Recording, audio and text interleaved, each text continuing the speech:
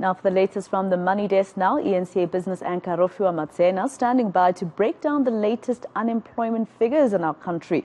Rofhiwa, just as we expected, the latest data shows a worsening trend in the jobless rate. That's right, Masako. So we saw that the unemployment figures came in less than, more than we actually were anticipating, in that the unemployment number continues to rise. But let's just take a look at those numbers, Masako, and what they are showing us in terms of the latest official unemployment rate that's come out. So we are seeing that unemployment increased by to 32.9%, and that means just over or under 8 million people are currently unemployed. And then when we look at the discouraged work seekers, it's those who have tried and have given up. That, interestingly, decreased to 42.4%, and it decreased because now they have become a part of the official unemployment number. So that what indicates is that the people that are discouraged are now going out and actively trying to look for work. Before we move on, I just want to give a sense that all these figures also talk to the blackout situation that we are experiencing as a country. Stats SA does indicate that there was a form of underemployment that had a effect on the unemployment data that we saw. And what that basically indicates is that there were people who were not necessarily unemployed, but they were working in sectors like manufacturing, construction, mining, and private households, where their working hours were cut because of the load shedding that took place.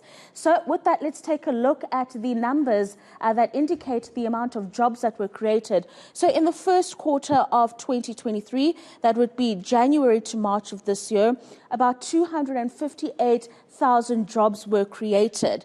But let's update this. If we take a look at the fourth quarter of 2022 and the first quarter of 2023, an overall 179,000 jobs were lost. So employment overall between the two quarters actually increased as opposed to what we saw in the beginning of this year.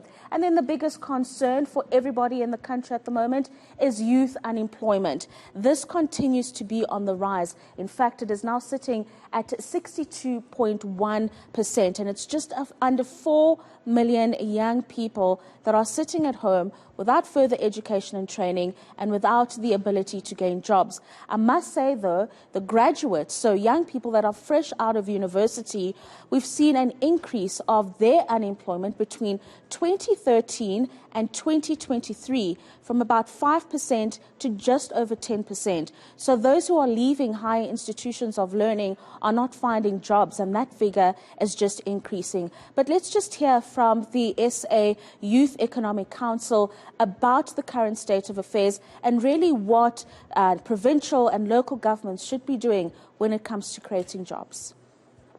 But we haven't seen the growth of SMEs and businesses that are supposed to be the ones actually employing young people with skills.